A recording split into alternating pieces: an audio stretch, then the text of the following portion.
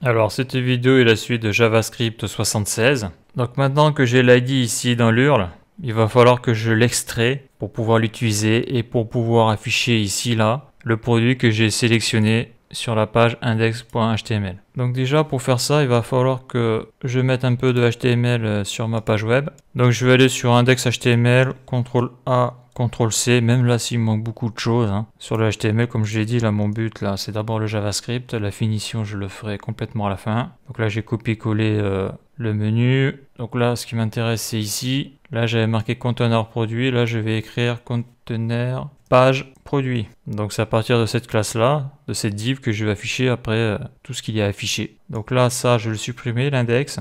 JavaScript j'en ai pas besoin. Là j'ai bien mon fichier donc produit sélection, ça c'est bon. Au cas où je vais remettre en marche npm run ça, c'est pas oublié, ça c'est bon. Là je fais un CTRL S, j'actualise et là on peut voir que j'ai un beau site web. Voilà, donc moi j'ai juste besoin de ça. Après examiner console et j'ai besoin de la console. Donc là je suis prêt pour pouvoir taper mon code dans le fichier JavaScript. Donc après je vais dans mon fichier JavaScript produit sélection. Donc le fichier produit HTML est lié au fichier qu'il y a ici. Voilà, et donc là je vais marquer un petit commentaire qui va être récupération de la chaîne de requête dans l'URL. Donc la chaîne de requête, c'est ce qu'il y a après le HTML, c'est le point d'interrogation et l'ID. Et pour faire ça, il va falloir utiliser une web API du navigateur. Donc récupération de l'ID dans l'URL. Donc là j'ai fait un petit fichier là parce qu'il faut voir 2-3 trucs avant. Donc je clique sur Web API. Donc là on est sur référence Web API. Donc une Web API, quand vous codez en JavaScript pour le web, il y a un grand nombre d'API. Donc Application Programming Interface disponible. La liste ci-dessous énumère toutes les interfaces, types et objets que vous pouvez appeler quand vous développez votre application web ou votre site. Les API web sont habituellement utilisées avec le JavaScript, bien que cela ne devrait pas toujours être le cas. Donc là je descends, donc on voit qu'il y a un peu de monde là, je descends. Là je suis sur interface, et je vais aller sur Windows, Windows. Donc là je descends, je cherche le W il est où? Ah c'est vachement long, c'est hyper long. Voilà, là je suis sur le Windows. Donc on voit que le JavaScript c'est un programme qui est très lourd, très lourd à apprendre. Parce qu'il y a des centaines de trucs. Voilà, donc je clique sur Windows. L'objet Windows représente une fenêtre contenant un document DOM, donc Document Object Model. La propriété document pointe vers le document DOM. Une fenêtre pour un document donné peut être obtenue en utilisant la propriété document.defaultView. Ok, donc là, cette section fournit une brève référence pour toutes les méthodes, propriétés et événements disponibles via l'objet DOM Windows. Donc là, il y a beaucoup de choses à lire. Donc là, les propriétés... On arrive sur les propriétés et là il y a une propriété qui est très intéressante pour faire ce que l'on a besoin de faire qui va être, donc c'est pas celle-là, je descends toujours, voilà c'est celle-là, Windows Location, et récupère, définit l'emplacement ou l'URL en cours de l'objet de fenêtre. Donc là il va falloir que je récupère l'URL avec son ID et c'est grâce à ça, c'est grâce à la propriété location donc de l'API Windows là, que je vais pouvoir faire ça. Donc si je clique dessus, renvoie un objet location contenant des informations concernant l'URL actuelle du document et fournit des méthodes pour modifier cette URL. Cette propriété peut être utilisée pour charger notre page. Donc là on a la syntaxe, là on a l'objet location, là on a les propriétés, donc on a le hash, le host, le hostname, le href, l'origine, le passname, le port, le protocole, le cherche. Et là, quand on arrive sur la propriété, qu'est-ce que l'on voit là? On voit que la partie de l'URL qui suit le symbole point d'interrogation, avec ce symbole inclus. Donc ça veut dire qu'avec ça, là, cette propriété-là, je vais pouvoir récupérer tout ce qu'il y a à partir du point d'interrogation. Après, on a des méthodes comme assign, charge de document situé à l'URL spécifié. Donc voilà, donc c'est quand même assez lourd. Il y a pas mal de trucs. Donc là, c'est pareil, il faut y passer du temps pour le lire et après pour le comprendre, c'est une autre paire de manches, mais il y a un peu de monde. Donc là, sur mon petit document, qu'est-ce que j'ai marqué? Donc c'est bien window.location. Renvoie un objet location contenant des informations concernant l'URL actuelle du document et fournit des méthodes pour modifier cette URL. Cette propriété peut être utilisée pour charger une autre page. Et nous, ce que l'on va utiliser, c'est ça, c'est windowslocation.search. Donc je vais commencer par écrire ça. Donc je vais créer une constante. Et cette constante, je vais l'appeler chaîne de requêtes, mais je vais utiliser l'anglais. Donc c'est un mot-clé. En anglais, chaîne de requêtes, ça se dit query string. Comme ça. Donc query string. Query c'est requête et string c'est chaîne. Donc je vais l'appeler query string. Donc c'est une chaîne de requêtes, mais je vais préciser URL, et ce que je veux c'est l'ID. Donc à noter, hein, je m'en suis rendu compte en faisant des tests, quand tu mets ça là, comme pour les classes en CSS là, bah ça là, ça marche pas quoi. Là le JavaScript, ça il en veut pas du tout là. On voit c'est devenu blanc, donc ça veut dire que c'est pas pris en compte. Il faut mettre l'underscore, que l'on trouve sur la touche 8, et là c'est fonctionnel. Donc le gros intérêt de mettre des variables détaillées comme ça, c'est que du premier coup d'œil, tu vois que c'est une chaîne de requêtes, de l'URL, et tu veux ton ID. Et donc là après je vais marquer donc window.location.search. La propriété search, c'est bien ça. Hein, la propriété search, donc c'est la partie de l'URL qui suit le symbole point d'interrogation avec ce symbole inclus. Ok, donc on va voir ça. Donc pour savoir ce que ça fait, ça, bah, je fais CTRL S. Je vais surtout y mettre un petit console log. Là, je sélectionne le nom de ma variable. Là, je fais CTRL C, CTRL V. Je mets mon point virgule. Je fais un CTRL S.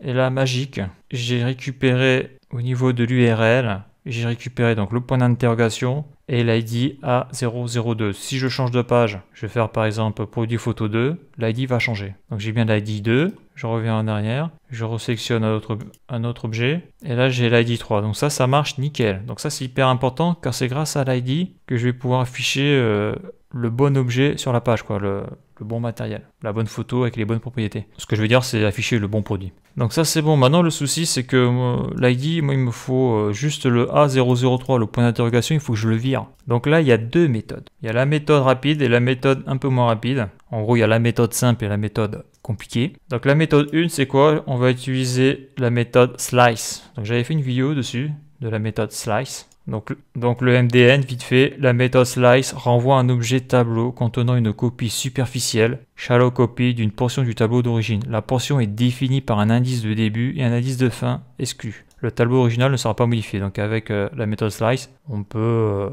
enlever des lettres, on peut enlever des mots, voilà quoi. Donc c'est ce que je vais utiliser. On va voir que la méthode slice est hyper simple. Après il y a l'autre méthode, elle est beaucoup plus compliquée. Bon, il y a beaucoup plus de choses à faire, mais... Donc je vais écrire méthode 1, donc pour extraire juste l'ID, parce que c'est ça qui nous intéresse. Donc je vais recréer une constante. Dans cette constante, je vais marquer le ID, je précise, hein. Je peux l'appeler ID, mais bon j'ai envie de l'appeler le ID. Et là donc je vais rappeler ma variable ici, là, qui est string URL ID, car on peut le voir là, dedans il y a ça, il y a la chaîne de requêtes, CTRL V, et là je vais utiliser la méthode slice. Et là par contre il faut que je compte, alors je vais faire un test, hein. Là on le voit, il faut que je vire le point d'interrogation, donc si je fais 1, point virgule, donc je vais voir ce que ça fait dans le console log, je marque le ID, point virgule, CTRL S. Ben là on voit que le point d'interrogation, je l'ai viré, et là j'ai récupéré mon ID. Là si je mets 0, qu'est-ce que ça fait? CTRL S, ben, ça fait rien. Et si je mets 2, qu'est-ce que ça fait? Ben, il y a un 0 qui devrait partir, c'est ça. Si je fais 3, non, c'était le A qui est parti. Donc si je fais 3, il y a un 0 qui part. Si je fais 4, ben, il ne me reste plus que le chiffre 3. Et si je fais 5, qu'est-ce qu'il me reste? Ben, il me reste empty string. Donc là, dans ce cas-là, la méthode slice, elle est efficace, quoi. Donc ça, c'est la première méthode. Voilà. Ça, c'est la méthode facile, ça. Donc il y a l'autre méthode, méthode 2. Mais la méthode 2, elle est plus puissante par contre. On peut faire plus de choses avec. Donc la méthode 2, c'est quoi? C'est on va utiliser un constructeur. Un constructeur. Ce constructeur s'appelle URL search params. Donc que nous dit le MDN sur ce constructeur? L'interface, donc là c'est une interface, donc on est dans référence web API. L'interface URL search params définit des méthodes utilitaires pour travailler avec la chaîne de requêtes, les paramètres get d'une URL. Un objet implémental URL search params peut être directement utilisé dans une structure for of au lieu de entries, for ou son équivalent. OK. Donc le constructeur URL search params, constructeur envoyant un objet URL search params. Donc là on a les propriétés, cette interface n'hérite d'aucune propriété. Et là nous ce qui nous intéressait ce sont les méthodes. Cette interface n'hérite d'aucune méthode. Ok. Donc là on a .append, on peut ajouter une paire clé valeur spécifiée en tant que nouveau paramètre de recherche. On a le delete, on a le entries, on a le get, on a le getAll, on a le keys, le set. Le set définit la valeur associée à un paramètre de recherche donnée à la valeur donnée. Le sort, le toString retourne une chaîne contenant une chaîne de requêtes pouvant être utilisée dans une URL. Le point value, donc là c'est pareil, hein, il y a une batterie de méthodes là, à se donner mal à la tête. Donc là ce que l'on va utiliser c'est le point get, c'est la méthode point get qui retourne la première valeur associée au paramètre de recherche donné. Je clique dessus, donc là c'est de l'anglais, c'est pas traduit. La méthode get de l'interface URL search params renvoie la première valeur associée au paramètre de recherche donné. Ok, là on a la syntaxe, là on voit qu'il y a un name. The name of the parameter to return. Là, on a l'exemple. Et puis voilà. Et donc, quand il y a un constructeur, il faut utiliser l'opérateur new. Donc ça, c'est de la procédure, ça, il faut la connaître, c'est pas facile à retenir. L'opérateur new permet de créer une instance d'un certain type d'objet à partir du constructeur qui existe pour celui-ci, natif ou défini par l'utilisateur. Le mot-clé new utilisé avec une fonction applique les 4 étapes suivantes. Il crée un nouvel objet à partir de 0. Il lie cet objet à un autre objet en le définissant comme son prototype. Le nouvel objet créé à l'étape 1 est passé comme valeur 10 à la fonction. Si la fonction ne renvoie pas d'objet, c'est la valeur 10 qui est renvoyée. Donc ça, c'est pas facile, hein. Donc là, on a la syntaxe. Là, on a la description. Voilà. Là, le new toto. Donc ça commence toujours par une majuscule d'ailleurs. Donc là, ok. Donc là, la voiture, l'exemple. Ok. Bon. Donc ça, j'en avais déjà parlé dans une autre vidéo. Mais c'est pas facile à comprendre. Et donc là, comme j'ai dit, on va utiliser après la méthode URL cherche params get. Et puis voilà. Donc là, méthode 2 pour extraire l'ID. Donc là, je vais créer une constante. Alors je vais l'appeler URL search params.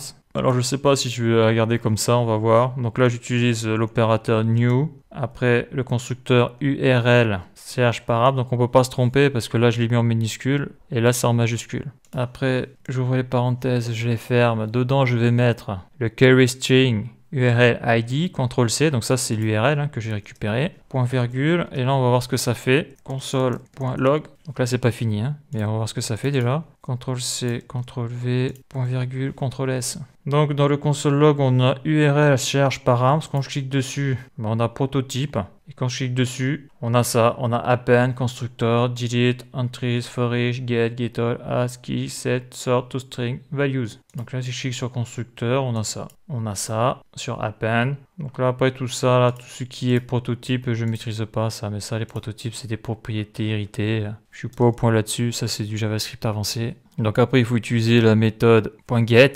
Donc là, je vais recréer une autre variable. Ça va être la constante pour y mettre à l'intérieur l'ID. Donc ça, CTRL-C, CTRL-V. Donc je prends la constante là, URL cherche params. J'utilise la méthode get.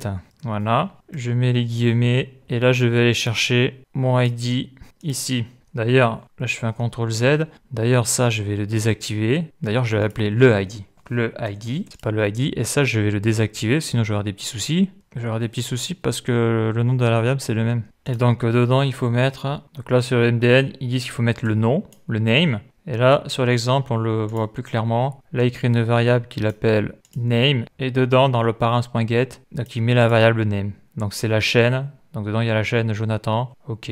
Donc là, je vais mettre le même nom qu'ici, alors. Voilà. Et si je fais un console.log de le ID, CTRL-S, ça me fait nul. Donc là, je viens de trouver mon erreur. Donc j'ai relu la documentation plusieurs fois. Hein. C'est comme quoi c'est très important de lire la documentation correctement. Parce que là, le name que je mets ici, là, d'accord, c'est le name qu'il y a dans l'URL. Et moi, j'ai pas mis de name, j'ai pas mis de ID. J'ai juste mis, ici on le voit, le point d'interrogation et l'ID A003. Là, ce que j'aurais dû faire, c'est rajouter entre le point d'interrogation et A003, qui est l'ID, et bien soit un name ou ID, ce que je n'ai pas fait. C'est pour ça que ça marche pas, et c'est pour ça qu'il y a écrit nul, parce que ici, le name n'y est pas. Donc au début, je croyais qu'il fallait mettre le ID parce que j'avais fait un test et comme un con, j'avais oublié de désactiver ça. Et si tu désactives pas ça, alors je l'avais pas appelé le ID, l'autre comme c'est une constante, j'avais mis je crois ID. Et bien tu vois, ça marche. Donc c'est trop rigolo, hein. Je me suis mis dans l'erreur tout seul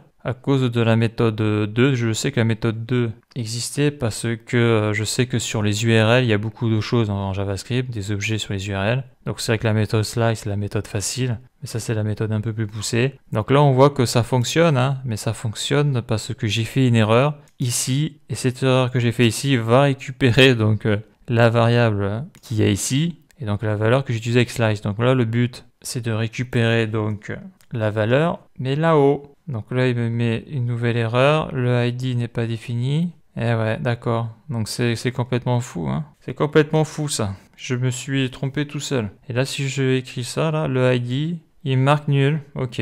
Donc là, il va falloir que je modifie mon programme. Donc c'est vrai que lorsque je fais des captures vidéo comme ça, ou lorsque je fais du montage vidéo, souvent je vois des erreurs. Que quand je fais mes premiers tests, ça passe. Et là, on voit que ça passe pas. Donc la correction que je vais rajouter, ça va être de rajouter le ID ici. Donc là, j'ai le point d'interrogation, je vais rajouter ID égale et après A003. Donc là, je vais aller sur le fichier index.js. Donc là, à faire, c'est pas dur. Donc là j'ai mon adresse, l'URL. Donc là je vais faire ID égale CTRL S. Donc ça c'est bon. Donc il y a peut-être d'autres solutions mieux que ça, hein, mais bon là je débute.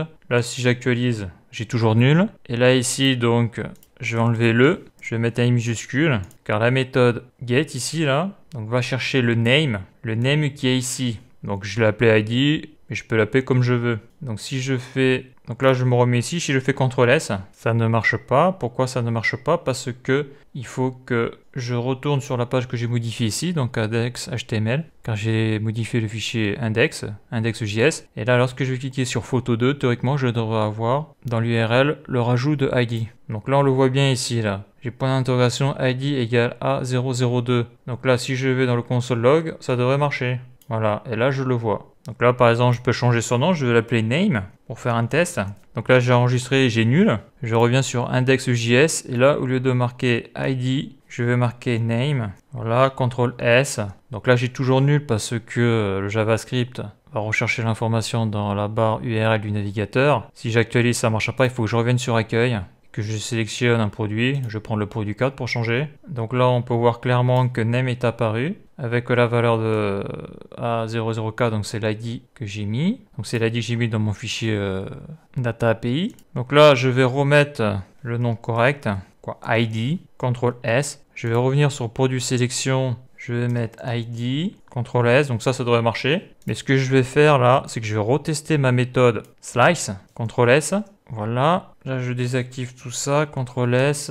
Donc là je vais revenir ici, là je vais prendre le produit 3. Donc là j'ai bien le 3 qui s'affiche, super. Donc là qu'est-ce qu'a dit la méthode slice? Donc là elle m'a viré juste le point d'interrogation. Donc là ça fait 1, 2, 3, 4. Donc là si je mets slice 4, eh bien je retrouve l'ID. Donc soit j'utilise la méthode slice pour faire ça, c'est facile, pas de prise de tête. Là je vais désactiver. Ou soit j'utilise cette méthode là, je désactive. Là, je vais changer le... Non, je ne veux pas changer le console log. C'est le ID, quoique si, je vais le changer. Je vais l'appeler ID, comme l'autre. Vu que ça, c'est la variable, et ça va chercher l'élément ID dans la barre URL. Donc, il n'y a pas de télescopage possible. Voilà, ID, CTRL S, est-ce que ça marche toujours? Voilà, ça marche toujours. Donc là, j'ai récupéré mon ID. Il faudra que j'essaye, mais ça, je le ferai ultérieurement. Rajouter une fonction IIFE, l'expression de fonction invoquée immédiatement pour isoler les variables dans le fichier JS, comme je vais avoir plusieurs fichiers JavaScript. Voilà, mais ça je le ferai dans une autre vidéo. Donc maintenant que j'ai réussi à extraire l'identifiant de l'adresse URL,